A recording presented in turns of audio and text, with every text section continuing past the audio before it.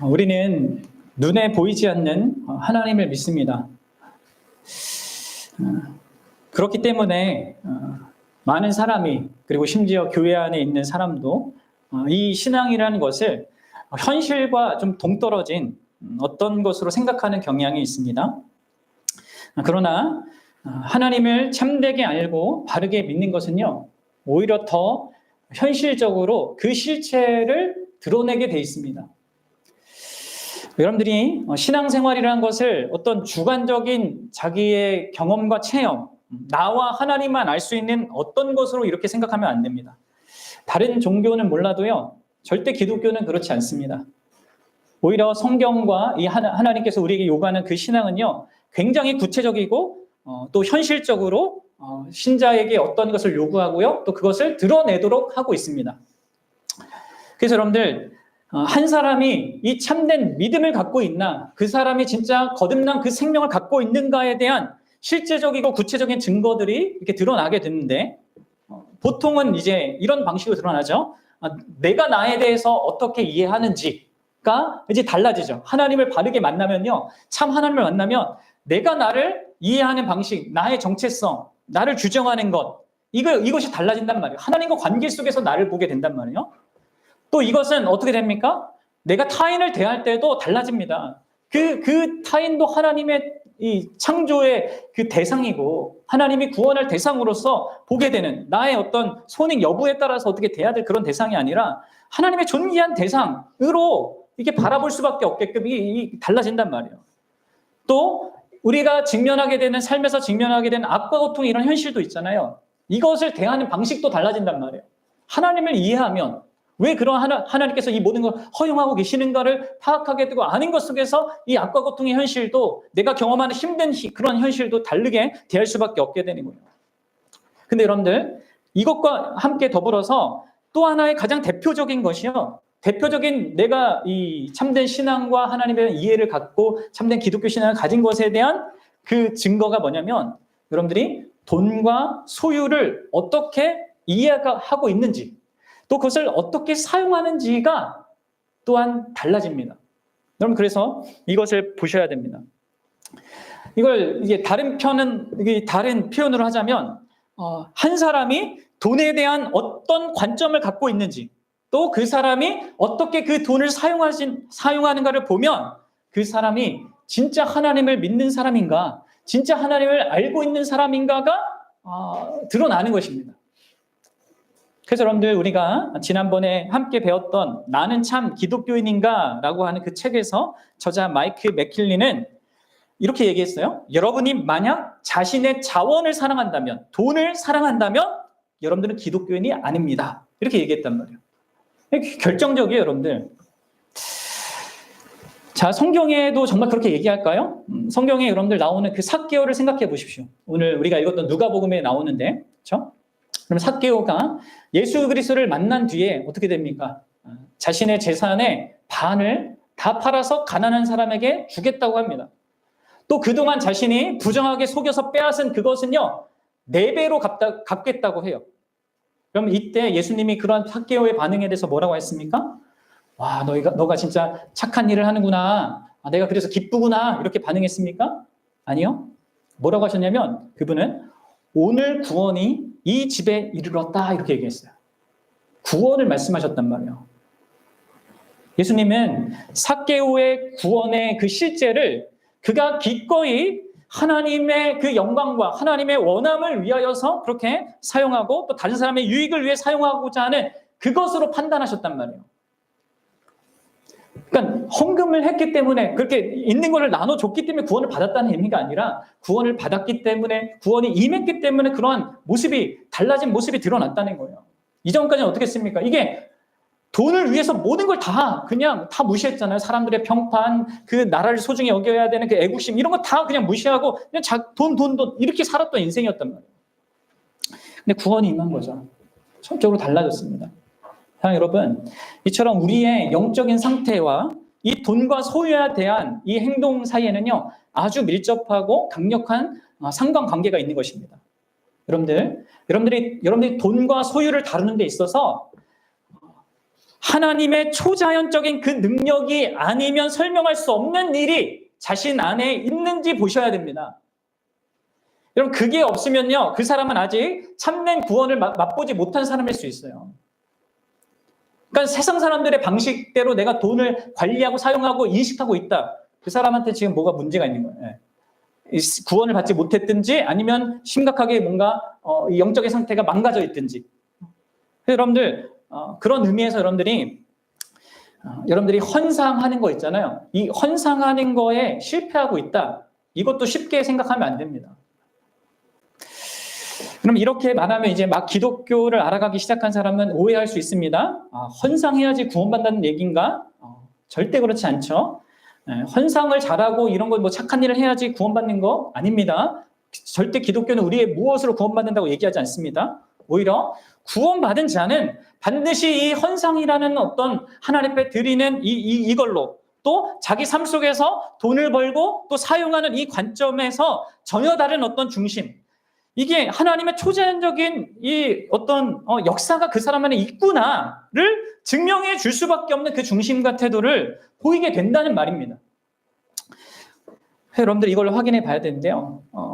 저는 이제 여러분들에게 지난 2시간 동안에 헌상에 대하여서 이렇게 계속 나눴죠. 첫 시간에는 뭘 나눴습니까? 이 헌상이 하나님께로부터 시작된, 요구되어진 그런 측면을 살폈죠. 인류 첫 세대부터 하나님이 이 인간들에게 뭐예요? 이 헌상을 가르치고 요구하셨단 말이에요. 그리고 그것을 요구하시는 그 하나님의 의도와 그 목적이 무엇인지를 살펴보았단 말이에요.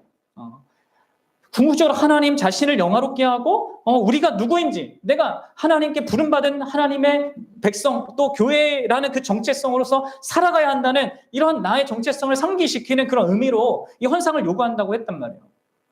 또 두 번째 시간에는 우리가 그분께 드리는 이 헌상을 드릴 때 우리의 중심이 어떠해야 그분이 받으시는 헌상이 되는지, 그냥 내가 헌상 바구니에 그냥 헌금을 딱 놓는다고 해서 그냥 하나님 받으신 게 아니라고 했습니다. 하나님을 예배하는 맥락, 곧 나의 생명, 그 전부를 드린다는 의미 안에서 그 예배는 이제 시간을 우리가 구별해서 내가 대표로 해서 한다고 했죠. 근데 이제 우리가 물질을 드리는 것은 나의 생활을 대표해서 드린다는 의미란 말이에요. 내가 하나님께서 주신 모든 이 자원들, 그런 능력들, 모든 기회들을 통하여서 하나님을 위해 살겠다는 그런 의미로 드려지는데, 이걸 드릴 때 우리가 뭐가 들어가야 된다고 했습니까? 감사와 서원이 들어가야 된다고 했어요. 하나님께서 그리스도 안에서 나와 맺어주신 그 은혜 언약에 대한 감사, 그리고 그 언약에 합당한 자로 살고자 하는 그 서원, 이게 이제 담은 의미로 우리가 드려진다고 배웠습니다. 이제 헌상 설교의 이제 세 번째 시간이자 이제 이번에 마지막 시간이 되는데요. 이제 오늘은 이 헌상을 드리는 것이 좀 더 구체적으로 우리의 삶과 어떻게 연결되어져야 하는지를 함께 여러분들과 나눠보고자 합니다. 특히 이 헌상은요, 제가 앞서 이렇게 서론적으로 얘기했던 이 돈과 이 소유, 재물에 대하여서 어떤 관점을 가져야 되는지를 우리에게 교훈해 주거든요. 그래서 그 부분을 함께 생각해보고 성경의 그 하나님의 뜻에 대하여서 알아가고 거기서 우리가 반응하고자 하는데요. 두 가지 측면을 다룰 겁니다. 하나는 이 헌상이요, 우리를 돈에 대한 탐욕으로부터 우리를 지켜줍니다. 돈과 소유에 대한 그 탐욕으로부터. 또 다른 하나는 이 헌상이 우리를 이 돈과 소유에 대해서 청지기적인 그런 관점으로 그것을 대해야 되고 또한 사용해야 되는 것도 상기시킵니다. 이 헌상을 한다는 것은 중요한 것이에요, 되게. 그래서 앞에 설명했던 이런 모든 것들도 생각해야 되고요. 이 부분도 생각해야 됩니다. 그래서 여러분들이 앞서 미리 와서 이렇게 준비된 마음으로 기도하면서 헌상하셔야 됩니다. 자, 이 둘을 먼저 우리가 이제 다루게 될 건데요. 이 둘을 하기 전에 먼저 돈과 소유에 대한 이 성경적인 관점이 뭔지 이거를 먼저 이렇게 짚고 넘어가겠습니다. 제가 먼저 질문을 해볼게요. 여러분들, 성경은 돈과 소유를 긍정적으로 말할까요? 부정적으로 말할까요? 어떻게 생각합니까? 이 보수적인 기독교인들은요, 보통 돈과 소유를 아주 긍정적으로 생각합니다. 이제 구약에 뭐 하나님이 이렇게 순종하면 복 주신다 이런 얘기도 많으니까 이제 보수적인 사람들은 이 구약을 되게 좋아하면서 내가 이렇게 잘해서 하나님께 복 받을 거 이런 것들을 생각하는 경향이 있고요. 그럼 진보적인 기독교인들이 있어요.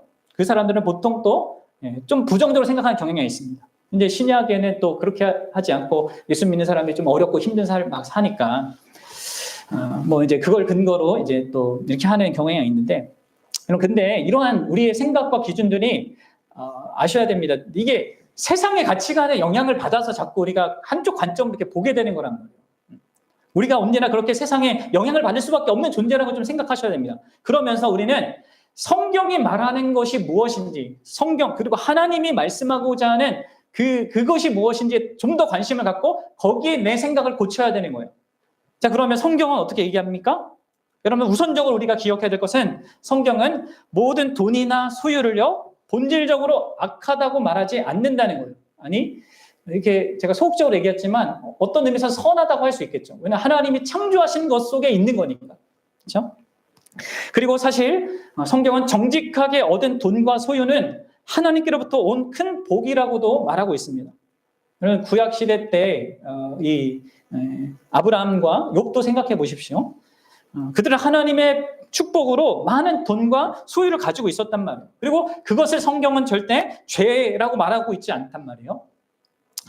또 성경 전체의 맥락 속에서도 이 돈과 소유는 기본적으로 선한 것으로 나타나고 있습니다. 그리고 우리가 번성하고 우리의 소유가 많아지는 것도요, 기본적으로 선한 것으로 성경은 말한단 말이에요. 여러분들 생각해보세요. 창세기에 하나님께서 이 세상을 처음 창조하셨을 때도 세상이 번성하도록 창조했단 말이에요. 그렇죠? 그리고 하나님 말씀을 보면 이 번성과 이 소유가 많아지고 이렇게 하는 것은 종종 순종과 지혜의 열매로 드러난다고 얘기한단 말이에요. 게다가 예수님이 다시 오셔서 이 세상 만물을 새롭게 할 때는요, 다시금 이 온 땅이 모두가 모든 것이 다 번성하게 될 것입니다. 이런 전체적인 큰 맥락 속에서 우리가 뭔가를 소유하고 누리고 또 더 많이 갖게 된 이런 것들은요, 선한 어떤 측면이 분명히 있습니다. 그렇죠. 우리가 살아갈 집을 구할 수 있는 돈이 있고, 또 자녀들 아플 때 치료할 수 있는, 지불할 수 있는 돈이 있는 것은 복이에요. 배가 고플 때 음식을 구할 수 있는 그 돈이 있는 것은 복입니다. 기독교는 돈이 있으면 나쁜 사람이고, 돈이 없으면 착한 사람이고, 훌륭한 사람이고, 이렇게 이분법적으로 나누지 않습니다. 오히려 이 돈과 이런 소유는 우리가 하나님께 감사해야 할 하나님께로부터 온 복이라고 말할 수 있단 말이에요. 여러분들, 그러나, 여기서 이제 그러나가 큰 그러나입니다.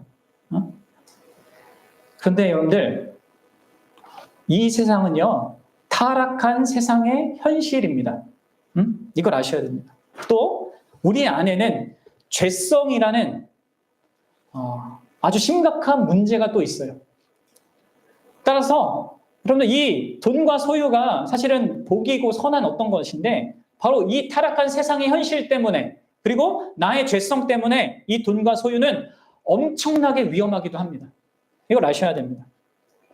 물이 여러분들 하나님의 선물로서 우리에게 생명을 주지 않습니까? 그렇죠? 그러나 이 물을 우리가 잘 통제하지 못하면 어떻게 돼요? 홍수가 나고 빠져 죽고 여러 피해를 입게 됩니다. 불도 마찬가지죠? 하나님의 선물입니다. 하지만 잘 통제하지 않으면 비참한 파괴와 죽음과 아픔을 경험합니다. 잘 사용하면 유용한 것일수록 잘못 사용하면 악용될 가능성이 크고요. 돈 역시요, 선하게 사용될 수도 있지만 악하게 사용될 가능성이 무한하게 큽니다. 그래서 여러분들, 우리가 알아야 될 것은 세상이 중립적이지 않다는 거예요. 또 나도 중립적이지 않다는 것입니다. 죄악이 가득하고 이 세상이 저주 아래 있습니다. 따라서 여러분들, 이 죄악된 세상에서 돈은 중립적인 교환의 수단이 아닙니다. 권력의 도구가 되죠. 사실 여러분들, 권력도, 권위라는 것도 사실 선한 겁니다. 근데 이게 죄인의 손에 어떻게 되는 거예요? 억압의 도구가 되는 거예요. 권력이 이기게 되면. 돈도 여러분들 본래적으로는 선하지만 죄인의 손에서 이 거짓 우상과 숭배의 대상이 되어버리는 겁니다. 그래서 예수님은 하나님과 재물을 겸하여 섬길 수 없다, 이렇게 말씀하셨단 말이에요. 또 사도 바울도 돈을 사랑함이 일만 악의 뿌리다, 이렇게 얘기했단 말이에요. 여러분들 또 이거 아십니까? 놀랄 만한 사실이 있는데 성경을 여러분들 쭉 읽다 보면 표면적으로 볼 때 믿음과 기도에 대한 그 내용보다 2배나 많은 그 분량으로 돈에 관한 이야기를 하고 있어요. 여러분 아셔요?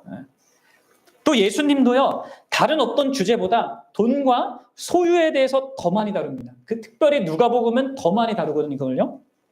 그분이 하신 말씀의 15% 정도가 이제 학자들이 계산해 보니까 한 15% 정도가 이 돈과 소유에 관한 것이었다는 거예요. 왜요? 그만큼 우리의 삶에 영향을 미치기 때문에 그렇습니다. 그렇죠, 여러분. 우리의 경험 세계 안에서도 여기 확인되지 않습니까? 이 돈 때문에 우리 사회에, 우리 삶에 얼마나 많은 문제를 경험합니까? 이 돈을 막 쉽게 벌고자 하는 그 욕망으로 사람들이 사기치고 절도, 강도, 마약 밀매 등 다양한 범죄가 일어나잖아요. 정치인들이나 공직자, 이런 기업 경영진들이 어떻게 합니까? 이 돈을 벌기 위하여서 이 권력을 남용하고 뇌물을 받는 일들이 끊이지 않고 있어요.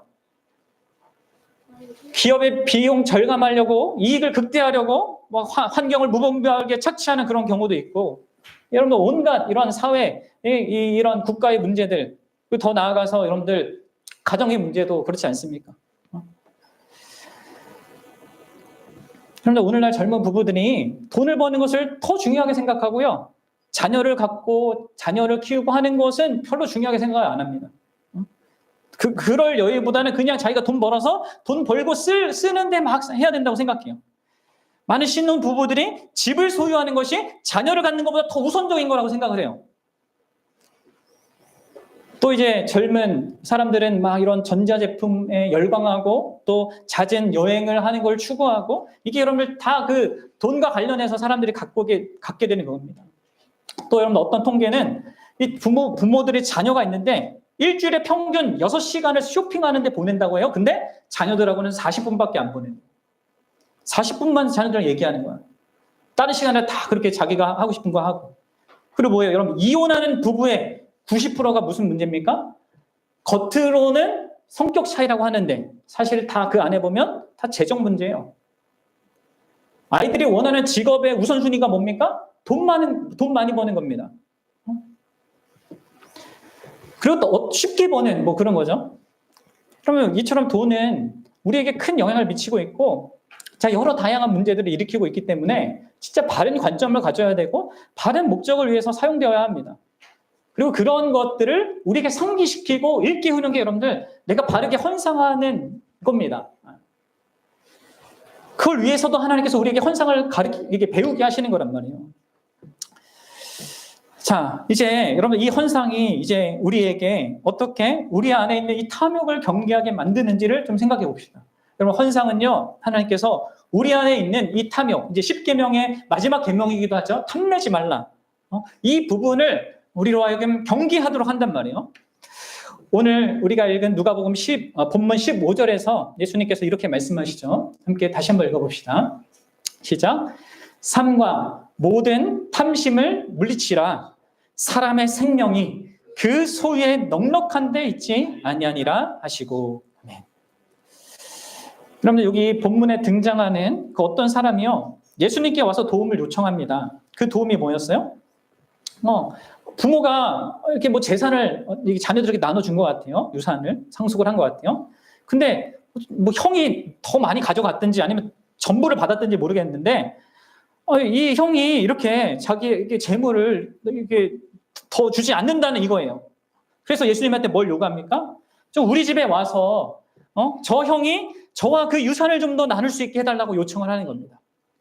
그러자 예수님이 나는 너희 집에 그런 일을 해결해 주려고, 그리고 너에게 그거를 해결해 주려고 온 사람이 아니다 하면서 거절을 하세요. 그리고 나서 이 15절의 말씀을 한 것입니다. 여러분, 주님의 말씀은요, 지금 그 찾아온 사람의 가족에게 실제로 무슨 일이 일어나고 있는지를 파악하고 계신 것을 보여주는 거예요. 그 가족은 지금 깨어지고 있었습니다. 탐욕과 돈에 대한 욕망과 이 물질 만능주의적인 그 사고방식 때문에 그 가정이 깨어지고 있었단 말이에요. 누구 때문일까요? 누구 때문이겠어요? 혼자서 더 많은 돈을 독차지하려고 했던 그 형 때문일까요? 그럴 수도 있지만 동생 때문일 수도 있습니다. 왜냐하면요, 돈이 없어도요, 물질 만능주의적인 그런 태도로 살 수 있거든요. 그런 가난한 사람들은 없는 것을 더 갖고 싶어하는 그 유혹을 받고요. 또 부자도 가진 것을 더 많이 갖고 싶은 그 유혹을 받는 것입니다. 그래서 여러분들 예수님이 모든 탐심을 물리치라 이렇게 말씀하신 거예요. 예수님의 이 말씀은요, 어떤 종류의 탐심은 숨겨져 있을 수 있다는 것입니다. 그래서 자기를 속일 수 있다는 것이죠. 여러분들 어쩌면 가장 큰 문제가 겉으로 막 돈을 추구하는 그 사람보다 자신은 나는 물질만능주의가 아니야. 나는 그냥 평범해. 이렇게 하는 사람에게 있을 수 있어요. 그래서 예수님이 모든 탐심이라고 그렇게 얘기하는 겁니다. 그것을 삼가고 물리쳐야 한다고 얘기하고 있습니다. 주의하고 멀리하라는 의미거든요. 여러분들이 성경 안에서 예수님께서 이렇게 삼가고 주의하라 이렇게 말씀하신 그 내용 중에 많은 부분에 이 돈과 관련하고 있다는 것을 생각해 보셔야 됩니다.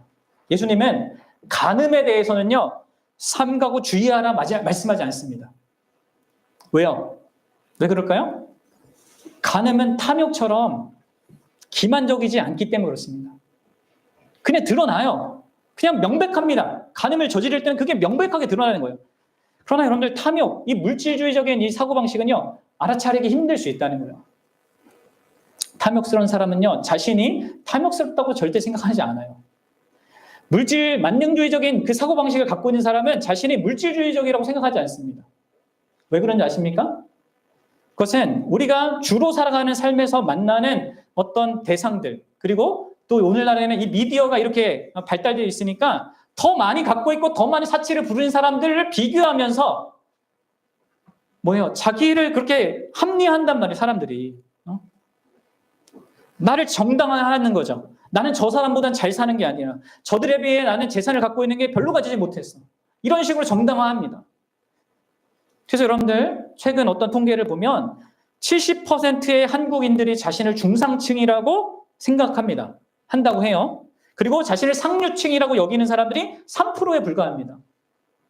하층이라고 나는 이 하층이다 이렇게 하는 사람이 26%라고 합니다. 그러면 어떻게 생각하십니까? 여러분들은 어디에 속했다고 생각해요, 자신이? 근데 여러분들 하층이야, 너네? 그렇지. 아이들은 하층이죠. 근데 여러분들 우리 그 상류층 3%를 바라보면서 나는 중층이야 이렇게 생각하는 사람이 사실 많은 거죠. 그렇죠? 근데 여러분들 이걸 전 세계적인 이 기준으로 한번 생각해 보십시오. 70억의 인구를 기준해 보십시오. 그러면 우리 내가 상층이고 혹은 하층이다 이렇게 생각하시는 분들이 여러분들 상위 10% 이상 안에 속하는 사람들입니다. 전 세계적으로는.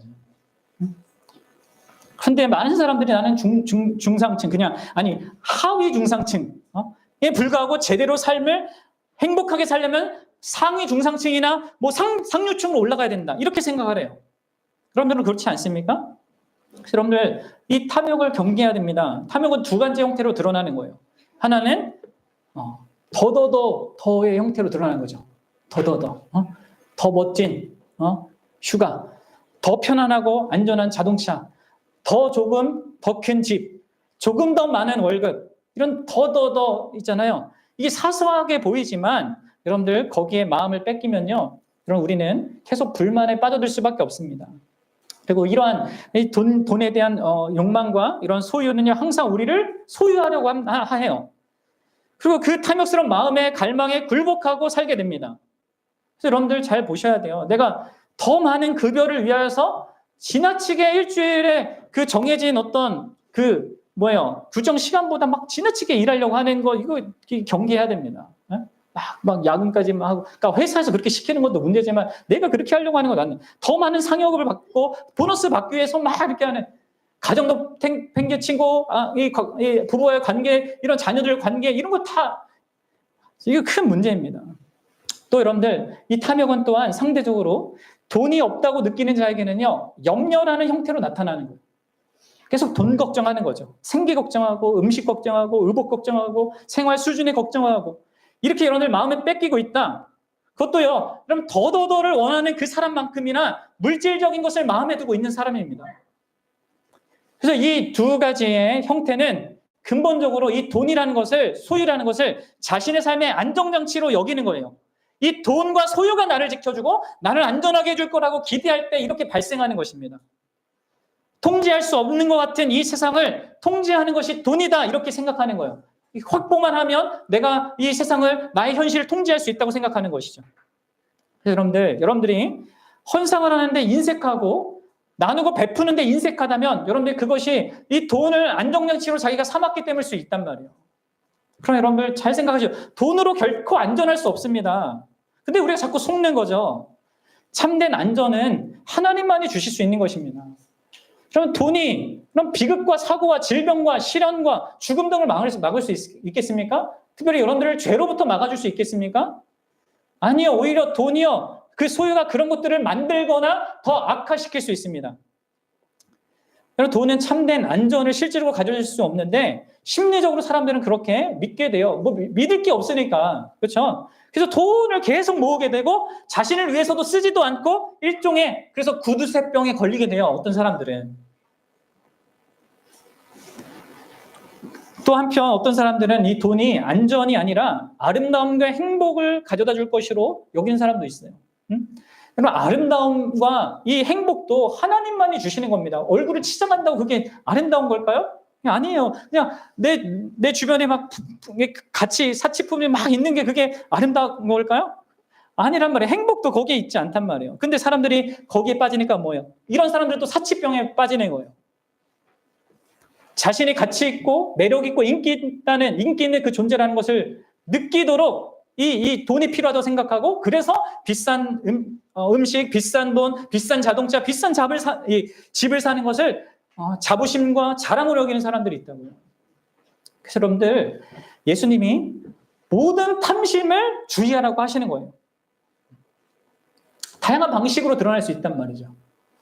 없는 사람은 없는 방식으로, 구두쇠는 구두쇠 방식으로, 사치하는 사람 사치의 방식으로, 그렇게 할 수 있습니다. 그럼 여러분들 주의한다는 건 뭘까요? 삼가 주의하라는 이 말의 의미가 뭔지 아십니까? 그것은요, 질문한다는 뜻이에요. 매우 의심한다는 뜻입니다. 항상 질문하고 항상 의심하는 것입니다. 내가 돈을 벌고 사용하고 할 때마다 이게 경계하는 것입니다. 이게 탐욕을 멀리하는 방식이에요. 그래서 여러분들 물어보셔야 됩니다. 진짜 나에게는 이만큼의 정말 돈이 필요한가? 정말 더 필요한가? 더 단순하게 살 수는 없는가?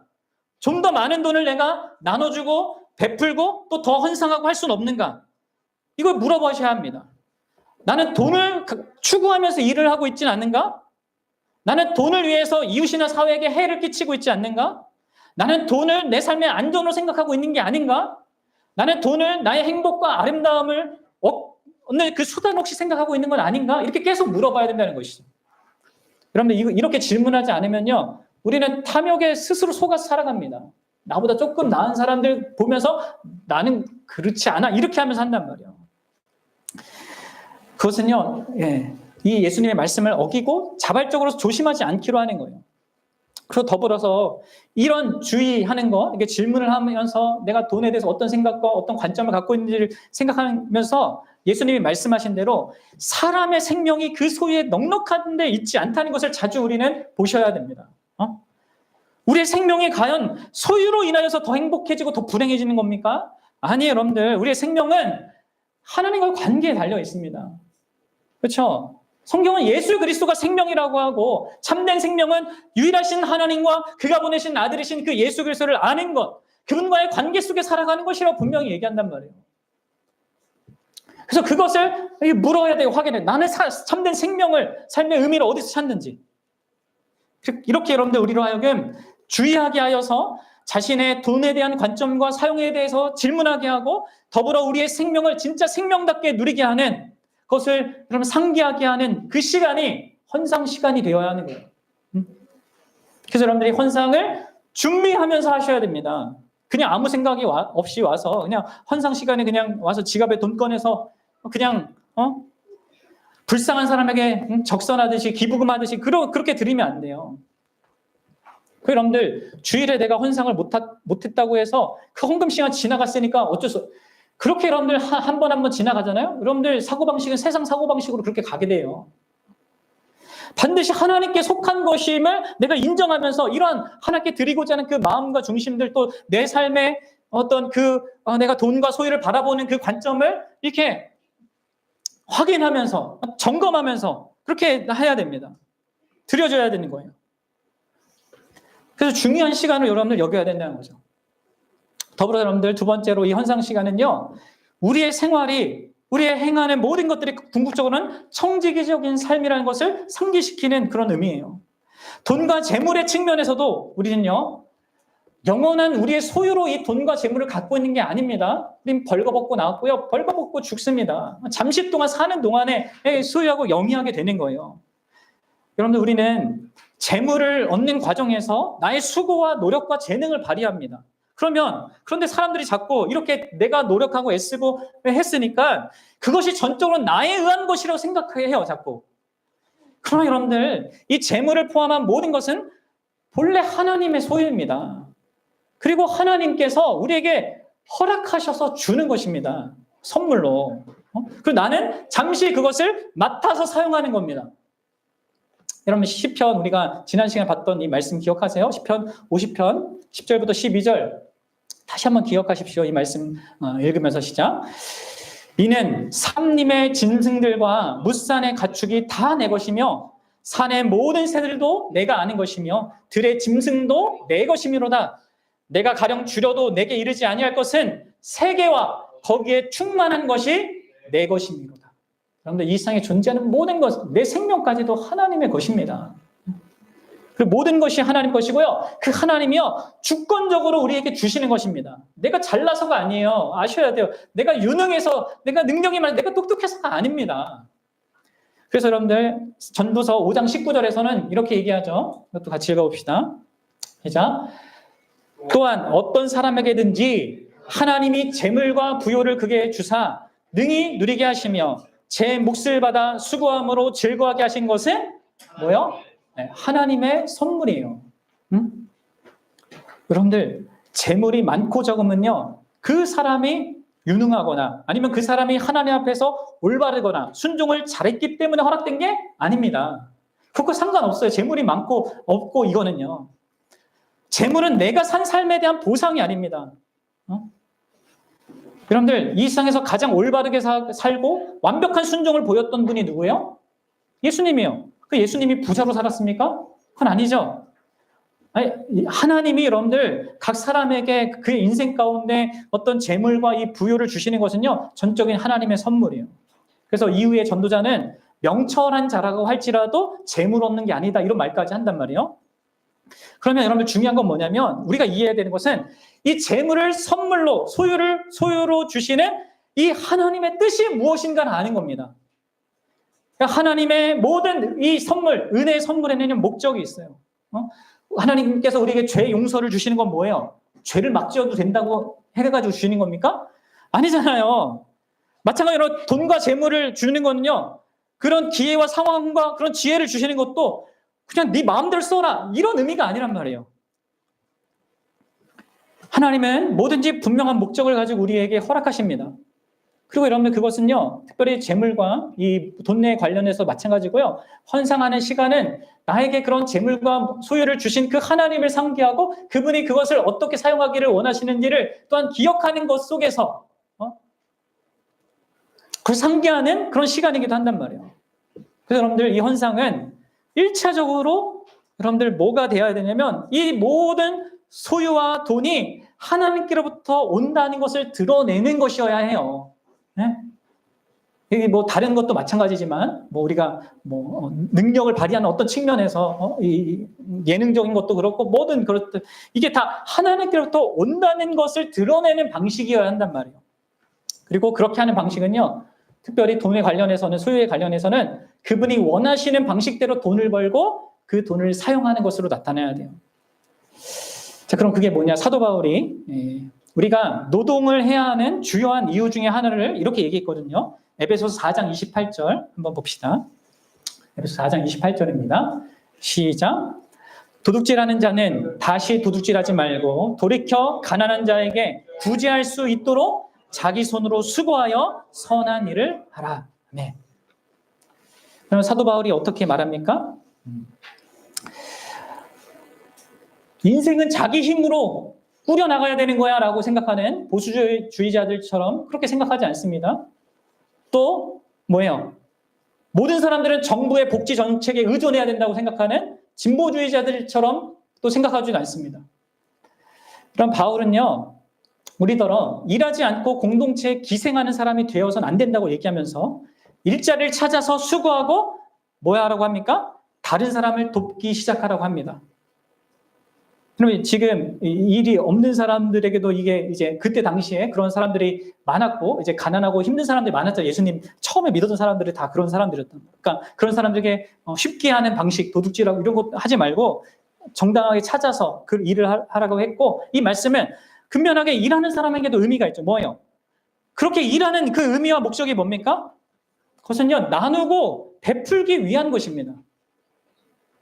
우리에게 하나님이 재물과 소유를 허락하시는 것은요, 우리의 옆에 있는 이웃들에게 나누고 베풀고 그들을 섬기라고 주시는 것입니다.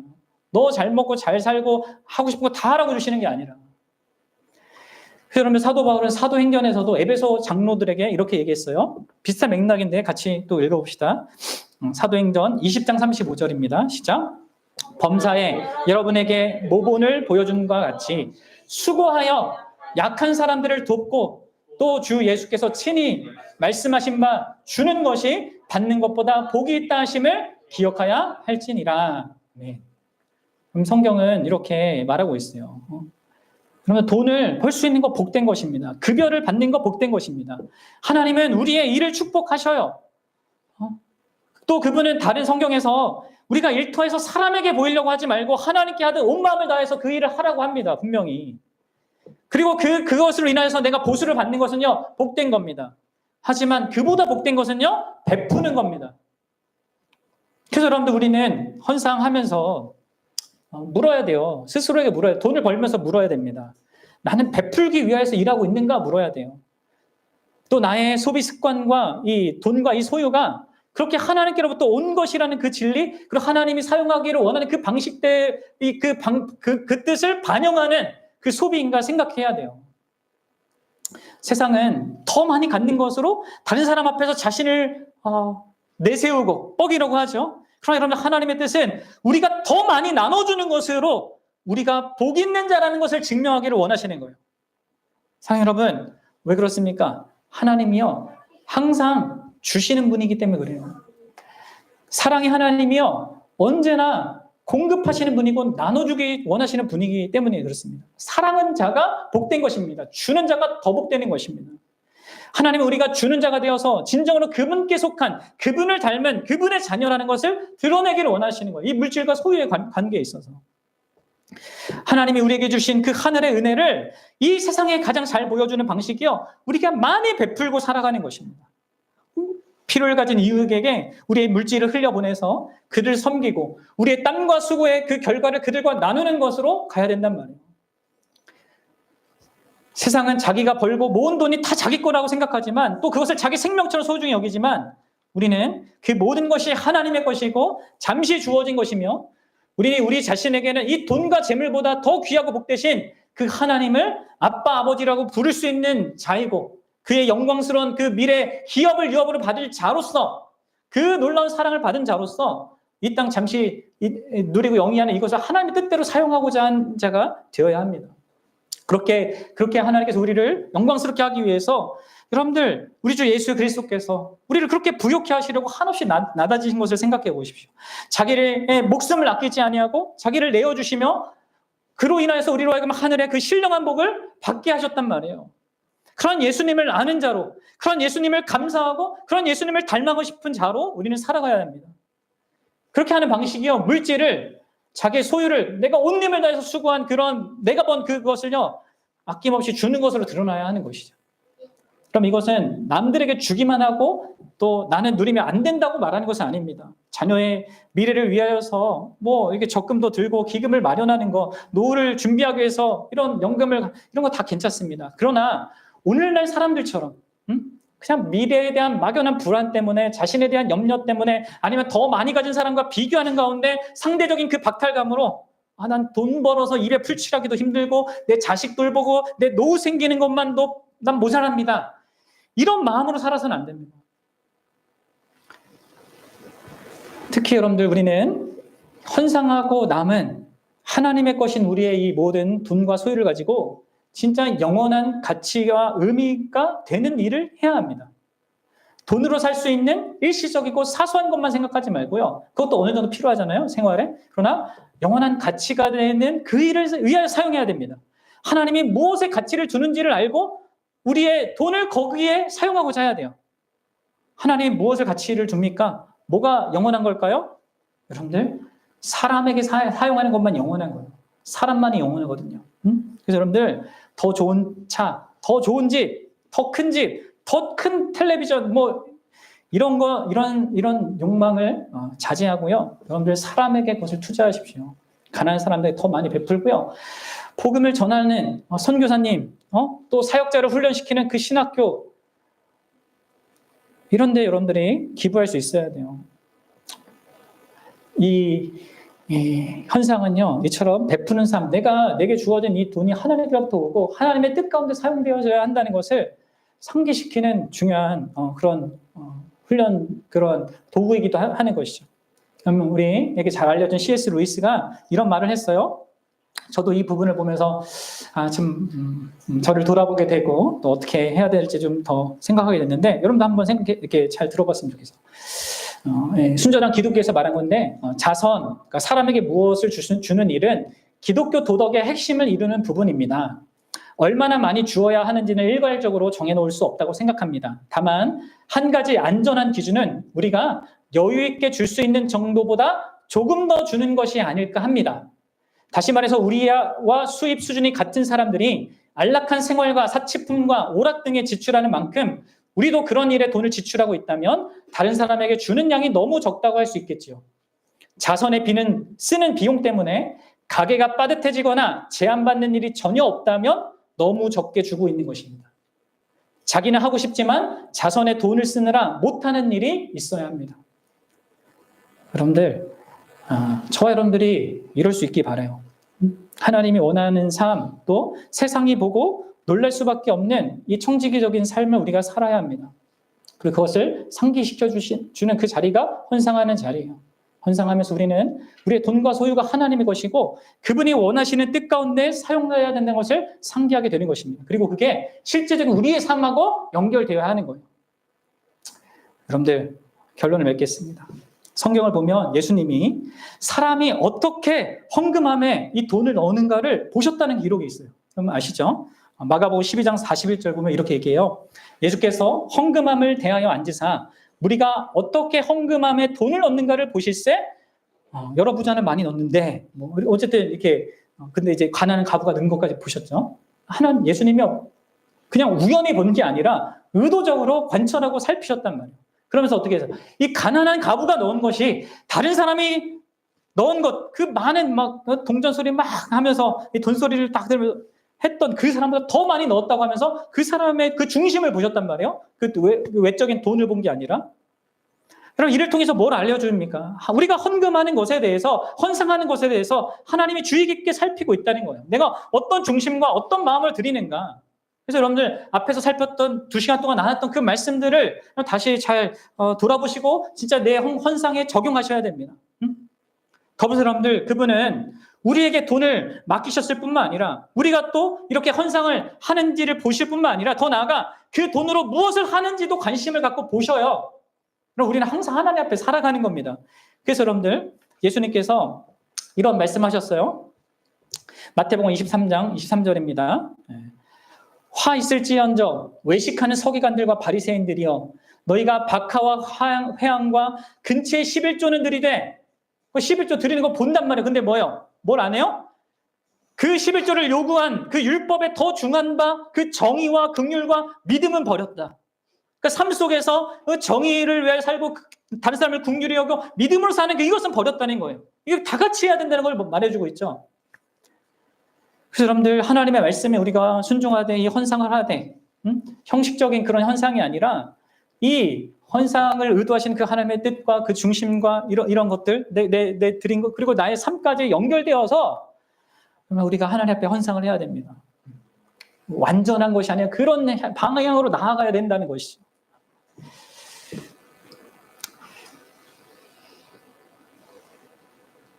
여러분들, 이 오늘 본문 누가복음 본문 뒤에는요 한 부자가 나와요. 우리가 읽진 않았지만 그는요 한 해에 예상 밖의 많은 소출을 얻습니다. 그리고 막 기뻐하면서 내가 그럼 이 수많은 이 곡식을 얻었는데 어떻게 더 큰 곡간을 지을까 하면서 막 행복한 고민을 해요. 근데 여러분들, 예수님은 그 사람을 뭐라고 하는 줄 아세요? 어리석은 자라고 얘기해요. 그렇죠? 그럼 세상적인 눈으로 볼 때는 성공적인 기업가고 훌륭한 사업가고 미래를 잘 준비하는 계획하는 자 아닙니까? 근데 예수님 그를 어리석은 자라고 얘기한단 말이에요. 반면에 여러분들, 세상의 눈에는 예수 그리스도를 따라서 자신의 것을 더 내어주고 자기가 쓸 수도 있고 누릴 수도 있는데 그걸 제한하고 하나님께 드릴 뿐만 아니라 다른 이웃을 위해서 나누고 돕고 하는 이 사람들을 보면서 뭐라고 생각하겠습니까? 세상 사람들이 이 사람들이 어리석어 보이겠죠? 그렇습니다. 여러분들, 헌상을 하는 것, 그리고 우리가 나누면서 하는 것은요 세상이 볼 때 어리석은 것입니다. 헌상을 하면 하나님이 더 큰 물질을 줄까요? 아니에요. 여러분들, 그렇지 않습니다. 헌상을 하면 또 여러분들이 더 나누면 복이 오는 게 아니라 여러분들은 더 못 쓰게 돼 있어요. 덜 가지게 된다고요. 그리고 그것은요 세상이 볼 때 바보 같은 일이에요. 하지만 여러분들, 우리는 기꺼이 그 바보 같은 짓을 할 수 있는 것입니다. 왜요? 우리를 사랑하시는 그 예수 그리스도께서 진짜 세상 최고의 바보 같은 짓을 하셨잖아요. 그래서 예수님이 하신 그게 뭡니까? 이 땅에 오셔서 사람이 되셔서 사시는 그 모든 동안, 그리고 십자가를 통하여서 아무 우리에게 자신에게 어떤 도움도 될 일도 없을 우리를 위하여서 그분이 자기 전부를 다 내어주시고 그렇게 자기를 희생하셨는데, 그리고 우리에겐 하늘에 속한 그 신령한 복을 가져다 주셨는데, 우리가 진실로 그분을 아는 자라면 또 그분의 그런 바보 같은 짓에 의하여서 우리가 최고의 영광을 받은 것을 진실로 믿는다면 우리도 그렇게 살 수 있는 거죠. 그분 때문에 그렇게 기꺼이 하고 싶고 그렇게 살아갈 수 있습니다. 사랑하는 여러분, 하나님께 헌상을 드릴 때 진짜 우리가 그 의미와 목적을 바르게 이해하고 하나님이 기뻐하실 만한 그런 헌상을 드리되 우리의 삶, 특별히 이 돈과 소유의 이러한 이 태도와 관점이 탐욕에 영향받지 않고 주님이 원하시는 대로 그 청지기의 그 삶을 반영할 수 있도록, 세상이 볼 때는 바보 같고 어리석어 보이겠지만 그런 방식으로 우리를 구원하시고 우리에게 큰 은혜를 베푸신 그 예수 그리스도를 정말 높여드릴 수 있는, 증언할 수 있는 자로서의 우리의 삶이 될 수 있기를 바랍니다. 아시겠죠? 네. 우리 자녀들한테 여러분들, 특별히 부모들은 가르쳐 주십시오. 여러분, 너희들 배워서 남줘라, 돈 벌어서 남줘라, 계속해서 가르쳐 주십시오. 함께 기도하겠습니다.